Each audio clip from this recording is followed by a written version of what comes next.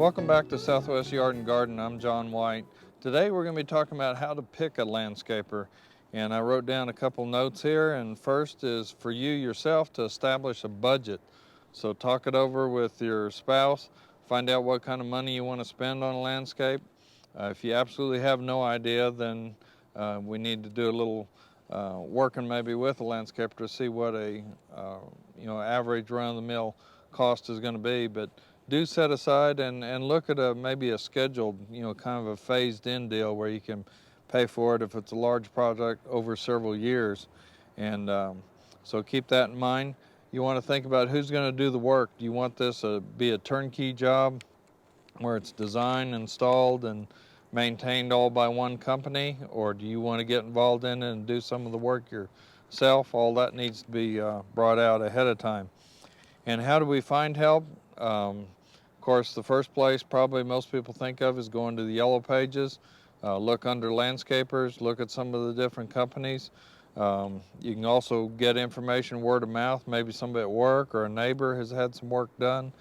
You can get that kind of information.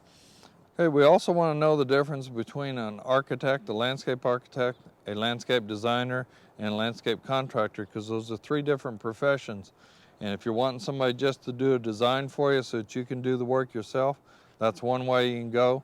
An architect is kind of at the top of that category and is a professional position, so you're going to be looking at paying a pretty good price for that design, but it'll be done probably perfectly. So if you want to go that route, that is a route to do. Landscape designer will give you the design, maybe not as fancy as an architect, and it is something that you can follow.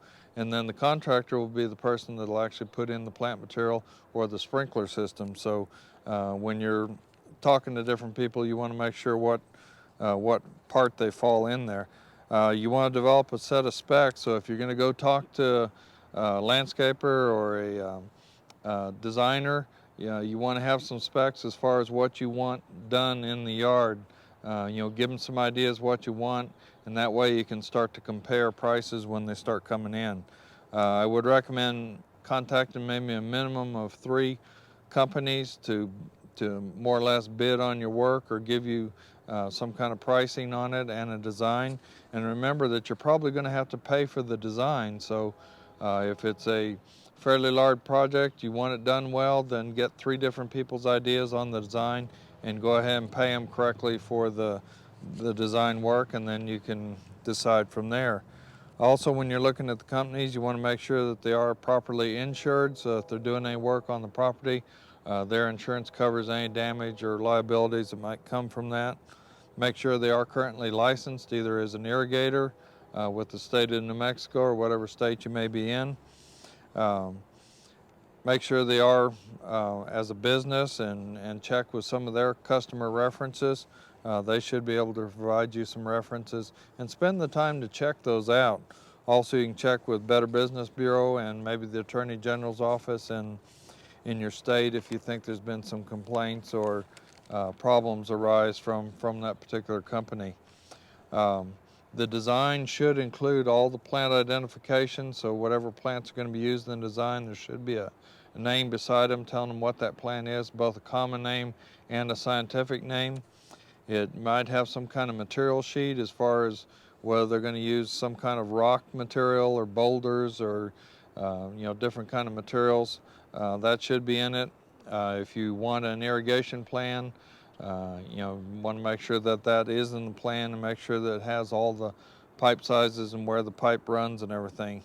You do want to have a legend on it so that you know what scale was used when that was drawn, and then make sure it is drawn to scale. You want to use a contractor, insurer, or an installer that does use the proper planting practices. You want to specify your plant size and also the quality of the plant. So make sure that you want high quality plants. That way you can say, no, I don't want this. This is not right. So be sure and put that in there.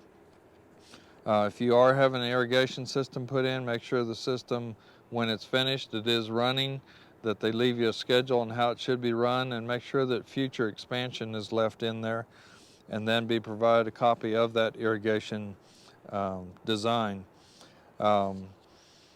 As far as warranty guarantee work, make sure that that is all written out. You want a contract on everything so that you have that all in writing.